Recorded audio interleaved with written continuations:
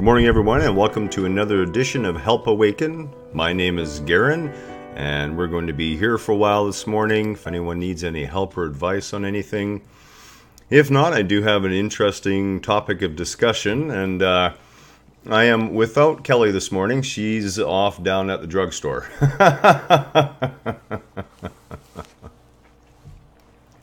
She has migraines when the weather changes, so we're in a shift right now. It looks like spring is finally getting ready to spring, finally. So, of course, with that goes a couple of her headaches. And me, it's just been a lack of sleep lately, so about 4 nights. And I go through these cycles where I don't sleep hardly at all for weeks, and then I'll crash and burn for a couple days and then be back on my feet again. Good morning, Jennifer. Nice to see you this morning. So if we don't have any immediate pressing concerns or anyone who has a question that they need answered, we're going to start right away with some of the things I want to talk about today. And we're going to start with one of my favorite groups of all, and that is Enigma. And one of the songs that Enigma writes is called Silence Must Be Heard. And that was written by Michael Cretu. And it is just a fantastic song. And I've brought in some of the lyrics this morning. I love Enigma. It's really the only music I listen to outside of meditative chanting and other sorts like that. So look into the other eyes, into the other's eyes. Many frustrations, okay? And we see this in people all the time, okay?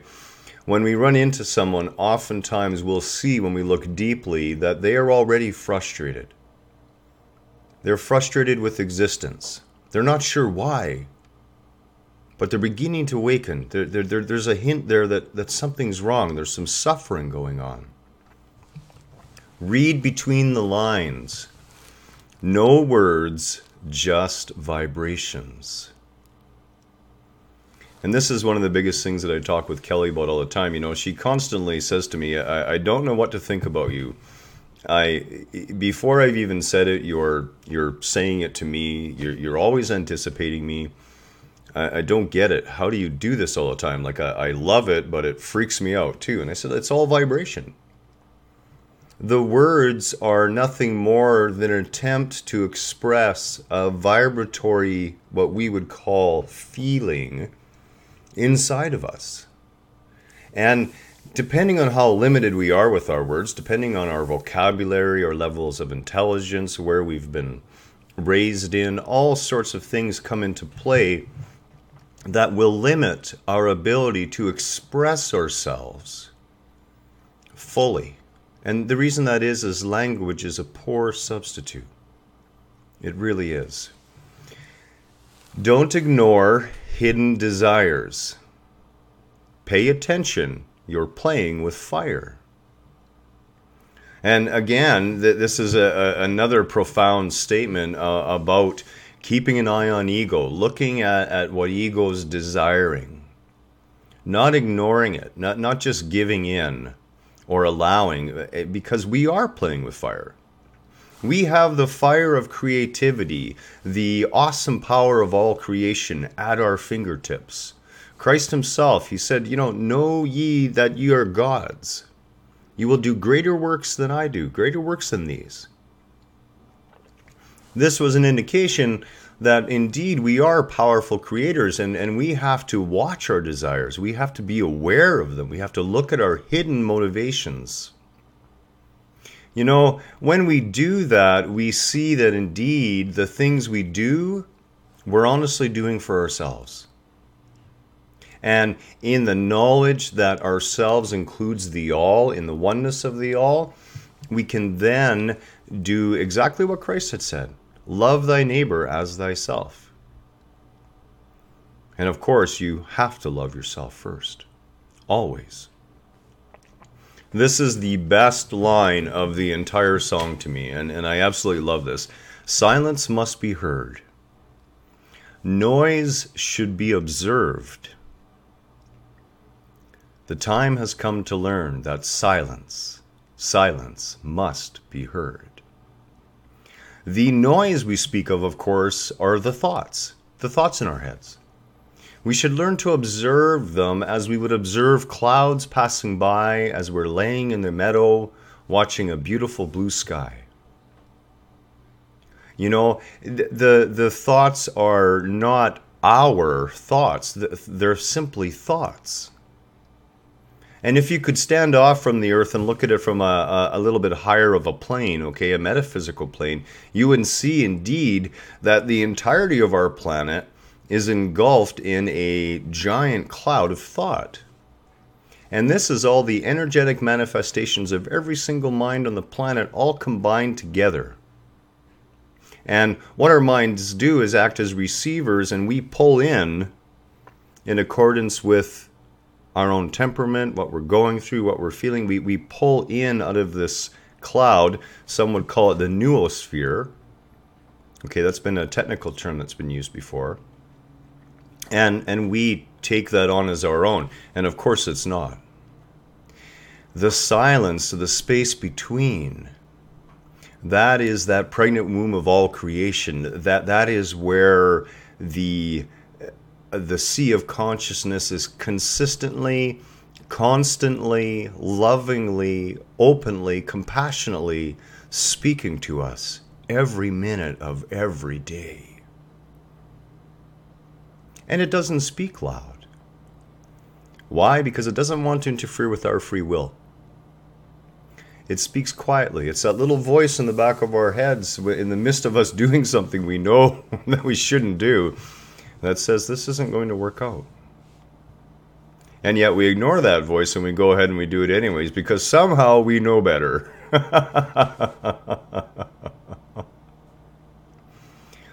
And, you know, of course, what naturally happens, it falls apart. And this is perfectly okay. That's the way we learn. We keep coming back and back and back until we learn that the center of our being, you know, we'll call it the heart center, although, you know, energetically speaking, it's your lower dantian that the actual core of your being is. And that's also the core muscle group. All your major organs are there. This is the core of the human being on every level, right? Just below your belly button. You can put your hands on there, and if you pay attention and feel, you can actually feel the chakra located behind there. You'll just feel the soft, energetic pulsing. That is the core of your being. That is the energy node from which all that you are in this physical realm is manifesting. Good morning, Jackie. Nice to see you this morning. Much love and namaste to you. And Jennifer is still here too, I hope. Everyone's very quiet this morning, and that's okay. Maybe that's because I'm just blabbering away. So that was my little bit on Enigma. I do love Enigma, and if you don't listen to Enigma, do yourself a great favor and give the Screen Behind the Mirror and a few of the albums a listen. There's a lot of imagery. If you look at the YouTube videos, there's been a lot of great remakes. I really recommend the first time, you know, don't look at the screen and just pay attention to the wording. Every one of their songs is about waking up in some way, is about some aspect of truth, of universal truth. And it just amazes me to hear it come out in every form, in every way. We see it. And the more we become aware, the more the universe appears to be speaking to us, but it's not. It's that we're finally paying attention. And then pretty soon we realize that we weren't separate because we're being spoken to by God every minute of every day. Always. It's beautiful. It really is. We're going to go on to number 2. And we're going to talk about a couple more things here. And since this is Sunday, and I always try and do a little bit of a sermon on Sunday, albeit a Garhen's recreation or reinterpretation of the Bible. Okay? And in this, we're going to look at 2 Corinthians 3:6. And 2 Corinthians 3:6 says that the word kills. that the scripture kills, and that it is the Spirit that is life. Now, to me, that was a direct indication and a direct warning or admonition to not get caught up in the words, to understand that the words were just pointing a direction. The finger that points to the moon is not the moon. We were being told in a very direct way that we could look at the words, but indeed it was our experience of Spirit that would give life, that would show that indeed we are eternal, and that we have an eternity of existence, a never-ending evolution forward. This is the gift of 2 Corinthians 3:6. It is letting us know unequivocally that's a hard word on a Sunday morning. That our false interpretations of the word will do us damage and do damage to those around us, and will cause the pain, it will cause the problems. And Kelly has returned. Did you make atonement? I did. Did they accept the sacrifice of the cookies? That's good. Yeah, when we stopped, we actually tried to stop at the pharmacy last night, just after they had locked the door. And, you know, they let Kelly in, they gave her pills, but they couldn't, she couldn't pay for them. They had already shut down the till.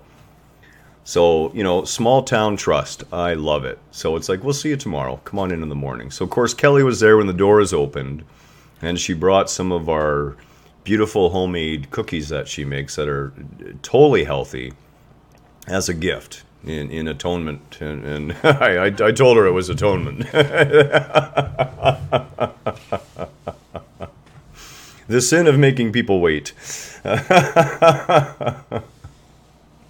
So we were just talking about the word and that the word kills and why the word kills. And this comes back to something I've talked about before, our propensity to label everything and then buy into the label as life, as reality. Yeah, Kelly, Jennifer says that she hopes your migraine gets better soon. And like I said, whenever the weather switches, it completely flip-flops in her head. And, you know, you'd think with a nose that big it wouldn't be an issue, but apparently the air just can't make it all the way out.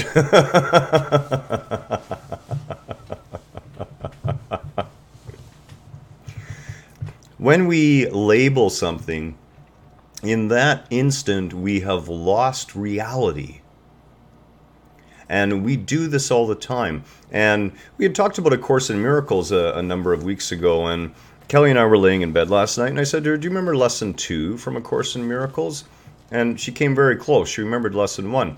Lesson 2 was understanding that everything you observe around you only has the importance or value that you ascribe to it. And this comes in with the labeling. You know, when we say that something is ours, well, immediately we've invested it with some of our identity. We've incorporated that as part of ourselves. It's mine. The same things when we label somebody as not good or bad. You know, a person can be capable of behaving badly or bad behavior, but the intrinsic being that they are is not bad. And we must learn to remember this in every moment of our lives, that when we use the past as an indication of the present, when we make those comparisons, when we put labels on things and put our own definitions onto things, that we are losing the depth and the width and the breadth of the experience of our existence. Instead of living in this beautiful four-dimensional space, we limit ourselves to just a few dimensions. And I know everyone says, well, wait a minute, 3D, right? 3 dimensions. But there is a fourth dimension, the dimension of consciousness. And in conscious awareness, we can, unconsciously call a tree before we realize we've done it. But we can also be aware that we've called it a tree and choose to look at it without that label present. And over time, you'll begin to see that the objects, especially in nature, begin to take on almost ethereal, I'm struggling for the word here. You will see a tree actually become alive over time. It will become apparent to you in a very real way that that tree is conscious. And it comes from dropping all your preconceptions, all those labels, our decisions to put words on everything. That if we look further back in the Bible, of course, that was the part of the downfall, was the naming of everything. Because those names in their instant were based simply on appearance and what the creature may have been doing at the time. But over time, we began to gather definitions to those names.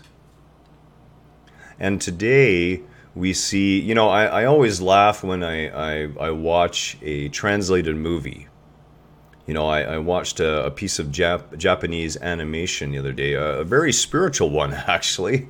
And the translation into English had the one character calling the other a hypocrite all the time. And the word just didn't fit. It's like, well, okay, their behavior is not hypocritical. And I think they really meant something more akin to them being crazy or a lunatic. And this is what happens with ourselves with definitions. We're having a conversation with someone and we're focusing too much on the words instead of focusing on the silence. Focusing on the vibration coming off of the other person. We are vibratory beings, and at our heart, that's the way we communicate. This is not a joke. This is pure raw science. Less than 25% of the communication that occurs is done verbally. We get caught up in that, but unawares to most people, 75% of the communication is in all sorts of other factors, from body language to facial expressions, and of course, the energy fields of both individuals present. Interlocking, overlapping, communicating, exchanging information. We have a beautiful gift, and that gift is every time we run into another human being, we can have an experience of God present. In us, or in them, or in both of us. We can choose that. We can choose that at any moment for ourselves.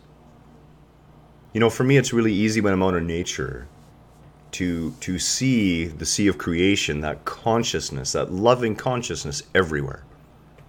To communicate with it, to watch it communicate with me, to feel it communicating with me. People, sometimes that can be tough. I still have my own issues to get by as well. As I said, enlightenment is a path. It's not a destination. Our ego would have us, well, I'll be happy when, or I'll be complete when, or I'll finally stop suffering when. And you can do all of it right now. You don't have to wait. You can choose for yourself. You can choose to stop having an opinion about your existence. Makes life a lot more fun. It doesn't mean you don't care. It doesn't mean you don't love. Actually, you'll be able to do all those things much more freely, much more openly, much more honestly, because you will stop thinking that there's any being of you that needs protection in any way from anything. All the words we read, and keep in mind that the word kills, we're talking about the killing of truth. Truth is an ever evolving experience that we each have to experience. Each truth is unique in its own special way. Each truth is valid in its unique and own special way. And my truth is not any better or greater than anyone else's truth. It is what we see as coming out of our truth that we must look at. And then, if we're awake enough, if we're consciously aware, we can choose minute to minute, hour to hour, day by day, to evolutionize our truth, to grow in conscious awareness, in conscious evolution, and watch our truth go with it. You know, as I said to Kelly, 5 years ago, your truth would have been that everyone was going to hell who didn't accept Christ. And she had to say, yeah, that's pretty much it. Now, in a larger universe with a more expansive mind, growing in conscious awareness, Kelly possesses a new truth in relation to that. And if you look back in your life, we'll see how truth evolves. The truth of our world 50 years ago is not the truth of our world today. We get so caught up in all these definitions. And indeed, 2 Corinthians is all about a spiritual promise. It's about the promise, that if you look at the word and then not get caught up in that word, use it as markers on a path and experience your own path. Experience spirit for yourself. And you know what? You're having those experiences all the time. Most times you're just not aware of it. I ran into so many people who've said to me, I wish I could feel that sea of consciousness in the way I see that you feel it when you talk about it. Because I see this light starting to appear. As soon as you begin to get deeply into it, you begin to kind of like glow almost. And I keep saying to people, that sea of consciousness is exposing itself to you 24/7. Every time you hear laughter, every time you see a baby cry, every time you hear the wind through the trees, all of that is expressions of God, expressions of that sea of consciousness. What do we ultimately seek, egoically? Really, and I've thought about this morning. We were up quite early this morning. The cat, as soon as I open my eyes, I don't know how she knows. I don't even have to be looking in her direction. I just crack an eyelid and the cat's right there. Fur buried in my head and paws kneading on my chest this morning and purring. Okay, so I didn't really have much choice but to get up.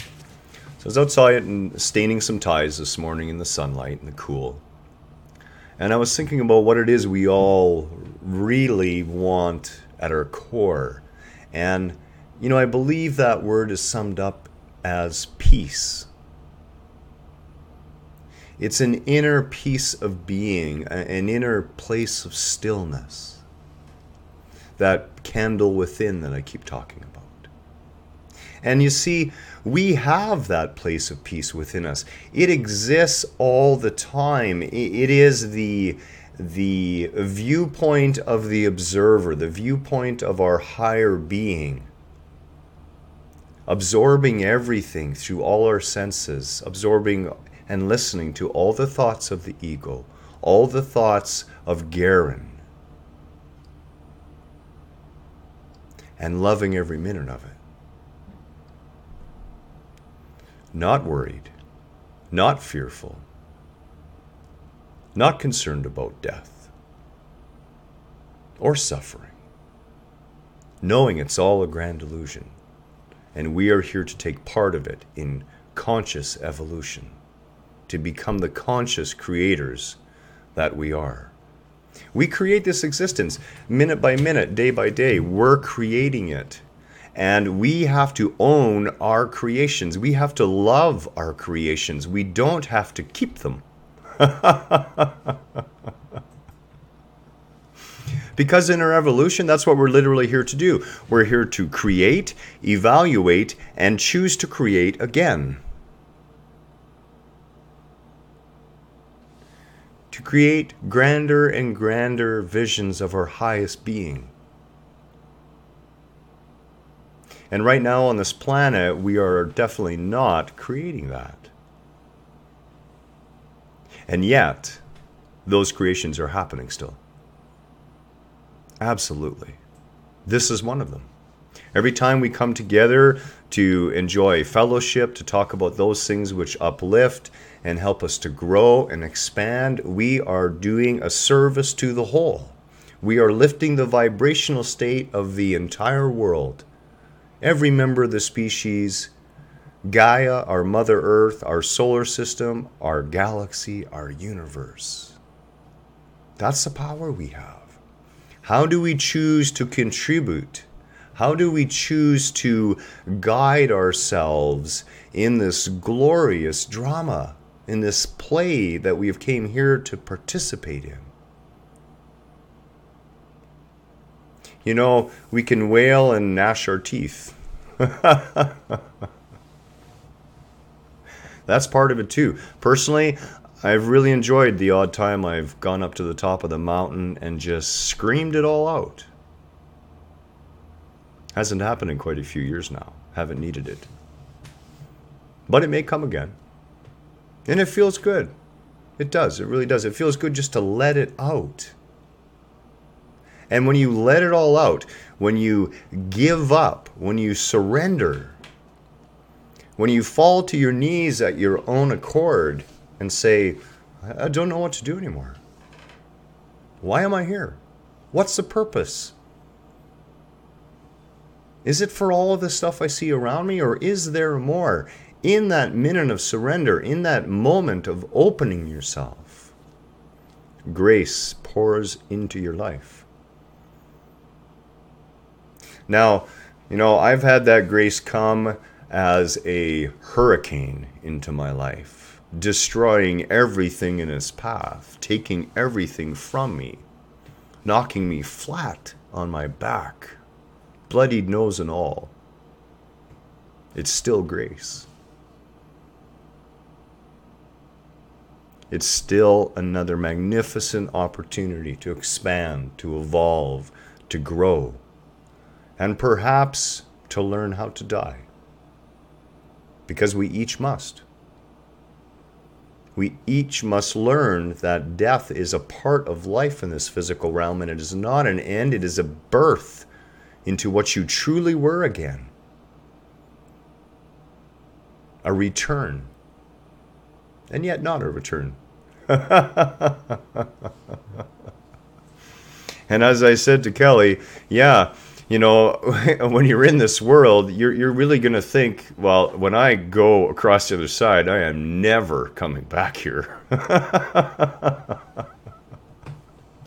But you're going to change your mind.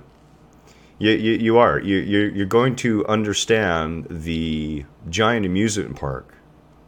And you're going to want to come back. And you're going to be willing to forget all over again. Just so you can have the experience again. I know the second time I died, I just like, okay, I don't want to go back again. Come on. What do you mean? You mean I fooled the first time? You're not going to fool me a second time. Well, guess what? Here I am. So Jackie says, yes, it's growth from what she understands. Absolutely. Evolution. The growth is never ending. The growth is the moment, is actually, there's no moment where there's not growth. It is a never ending cycle of evolution forward of consciousness. And you will choose your own destiny. You will choose to come back of your own free will. You will choose a new course to chart a new path. And if not on this planet, on another, and you will return. Why? Because it's truly glorious to be here, and it can be hard to see. I know. I've been there. Sometimes when I'm lying up at night or have to be up walking around or prowling around because the pain from breaking pretty much every bone in my body. I broke half of them the first time and the other half the second time. You know, along with other issues I have. You know, I've been shot, I've been stabbed. The list goes on. And sometimes my body really, really feels it. But in those moments,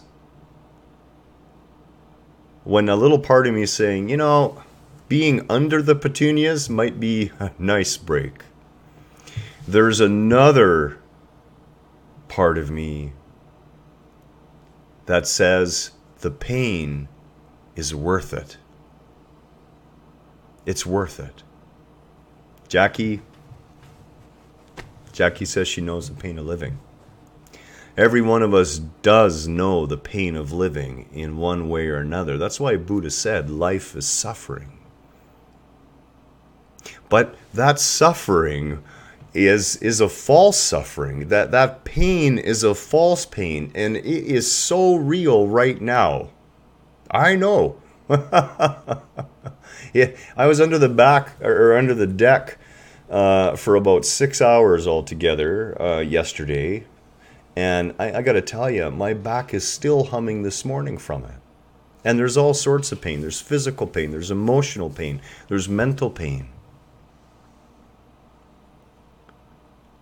But you know what? Despite those pains, despite the fear sometimes of having that pain return, in whatever form that pain may be, the pain of feeling alone, the pain of feeling separate from others, we have been given a gift to be able to transcend that. And that gift is our ability to step beyond our limited selves, to come from a higher place within us. And in that moment, even though the physical form may appear to be suffering, we can look upon that suffering with new eyes and take our attention and instead focus it on the life we have yet to live within us. Sometimes it takes an adjustment. I can't do the work I could do when I was 30. I'm almost double that now.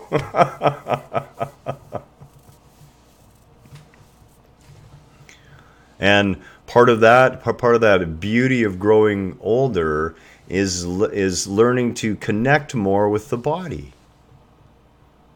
When we're young, we're invincible. Boy, I sure tried to prove that one.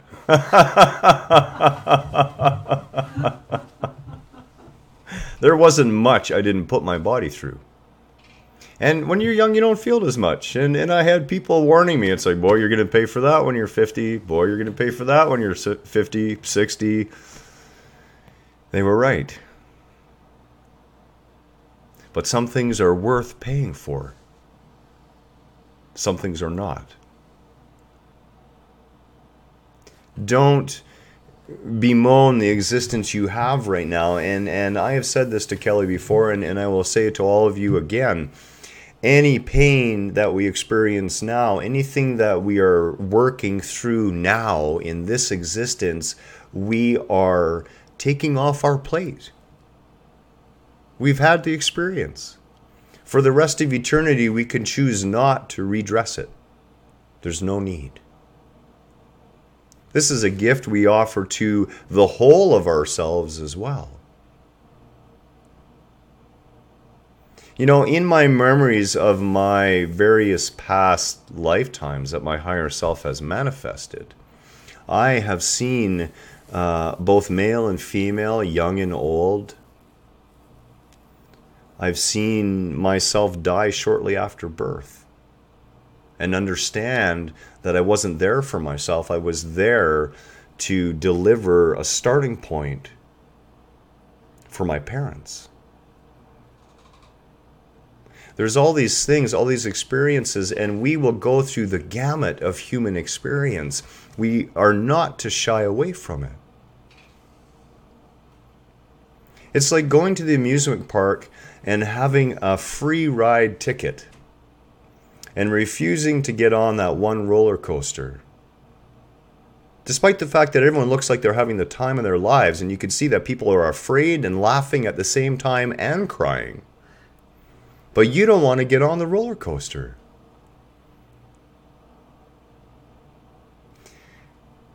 regret in our lives, and I've been there where people have died, so some of them in my arms. And the regret is never the money. It's never the possessions. It's never the objects. No one says, I regret not buying that vacation property in Hawaii. They regret the time not spent living. They regret the time that fear was more powerful than their own courage. And I got something to tell you. Fear is never more powerful than that. It just appears to be. But it's all show.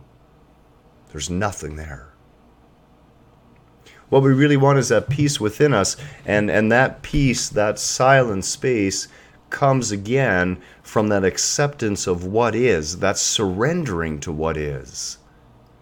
And think of the lunacy of not accepting what is. If it's already manifest, if the thought and the word and the deed have already created the physical edifice or monument here, to fight up against it is to prolong it, to keep it going, to make it grow, but to simply accept that we've created it and then to choose again and focus our thought, word, and deed on our new choices, that which we now want to manifest. We can leave all of that past stuff alone. We don't have to look at it again. It will decay and be reabsorbed into the universe as all things are and recycled forward. This is true of our leaders that we don't like. This is true of the things within our lives that we do not like.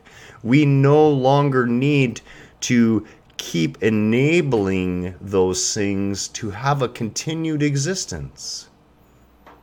I struggled with this one. Kelly listens to Abraham Hicks, and Hicks was talking, well, ignore it. Don't pay any attention to it. And a part of me struggled with that for a while. It's like, well, wait a minute. You have to pay some attention to it, don't you?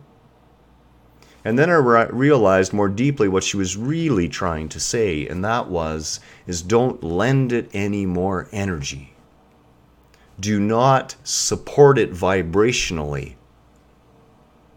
Do not give it any more power. Feed it nothing else. And it can't help but die and disintegrate on its own.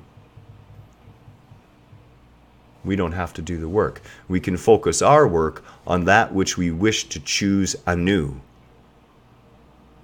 When we talk about being born again, and this comes up in Christian circles all the time, it is one of the greatest mistakes that Christianity ever made.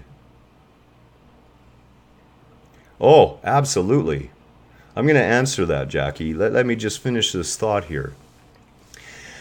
This actually plays right into your question. I kind of answered it before you put it in. So I'm feeling you. I really am. Being born again is exactly it. You can be born again right now. Right now. Every moment you choose a new choice, you are literally being born again. You're being born into a whole new universe of possibilities. It's only when we collapse the universe down to our limited, narrow point of view that we begin to die. And of course, that death is false. And yes, Jackie, you can live the same life if you wish and make different choices. We are not limited by time or space. And as I've spoken before in the video on reincarnation, there is not really past lives. All lives, past, future, present, are all occurring simultaneously. It is our limited egoic mind, our linear mind, our physical mind, our relative existence that does not allow us to see the wondrousness of that reality, that time has no meaning. No meaning outside of the physicality of our existence, this false existence.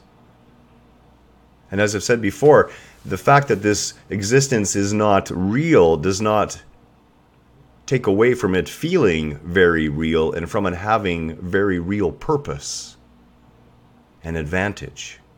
It gives us the ability as creators to look back upon all creation and decide for ourselves what that sea of consciousness is to us and what we are going to create. And every time we come back, every time we evolve forward, we are offered more and more choices to create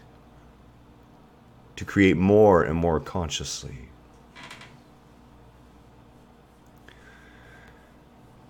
What I would say to you, Jackie, and I've had to say this to myself many times, is start living your new life right now.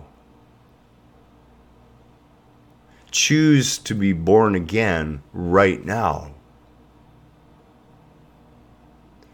Take that bundle that you would call your past and understand that it's like storage in a memory bank. It's always going to be sitting there if it's needed, but you certainly don't have to lug it around with you. And you don't have to wear it on your shoulders. And yes, if we experience events in one life and we don't really get the message, we will have leftover vibratory indications, let's call them, of that other ego consciousness. And we may indeed experience very similar events in which we are going to make higher choices. We are going to make new choices.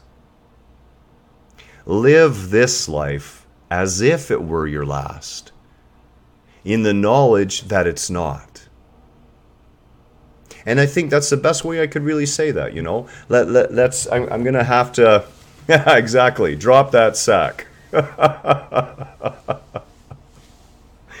You know, and it actually reminds me of an old Taoist adage. It's found in Buddhism as well. You know, before enlightenment, you know, you're packing around the sack and you're chopping wood, and in enlightenment, you put down the sack and you put down the axe, and then once you've become awakened, you pick up the sack and you pick up the axe again. But it's different now. And really what I said there, we're going to call that one of Garhen's quotes, okay? Live this life as if it were your last life. As if this was the most important existence you've ever had. Not to live it fearfully, not to live it from some sort of idea, well, I have to accomplish all these things, but live it fully. Live it openly, live it honestly, live it authentically. In the knowledge that it isn't your last, that you're going to keep coming back, but damn it, you're going to make this one to remember. That's the way we should be living our lives. The earlier we catch on to the idea that we are a continuation of a whole, of an individuated whole, okay, and that every existence is building on every existence, not only with us, but with everyone. You see, we're really here to understand that all of humanity is an aspect of that one. And anything we do to assist and grow another, we are doing to assist and grow ourselves. Acts of random kindness should not be the norm. Kindness and acts of kindness should be the norm. Not random, a state of being. I'm guilty too. I'm not always living up to that. We all are in some way. We forget the magnificent whole that we are. And yes, you know, there has been times in my life and we experience a deja vu feeling, and we've talked about deja vu before, and this is very critical, people. It is really important to understand, and I would say go back and watch the video on reincarnation if you haven't seen it. It's a fantastic video. And I'm not saying that out of ego, because in there I explain quite clearly a common misconception when we say my past lives. We're not really talking about Garhen's past lives. We're talking about all the past lives that the higher self that Garhen represents as part of the infinite sea of consciousness is experiencing right here, right now. In the Garhen view of things, there are past life experiences which are mine, not mine. And there are future life experiences which are mine, not mine. But in that inclusive reality that we exist in, all of those experiences are happening right now. And that's why I can access them. That's why we have the ability to access them. But they are not our past lives. The ego consciousness that you are today is not you. You are far more, far greater, far more powerful and magnificent and glorious than any version of the physical you that you could ever imagine in thought. I think that's where I'm going to wrap this up today. Again, the next 2 weeks for us are going to be pretty brutal, but once that's done, we're going to be back on an even keel and producing more videos and spending more time with everyone. And you know, I have to tell you all, we appreciate you being here. We love communicating and speaking about things that uplift and offer hope and can renew faith and usher in conscious awakening. We all need help awakening, and we are the help to each other. Take care, namaste, and 1 o'clock on the Awaken the World YouTube channel, we're going to have Sunday live Q&A. Hope to see you 1 p.m. Pacific Standard Time. Take care.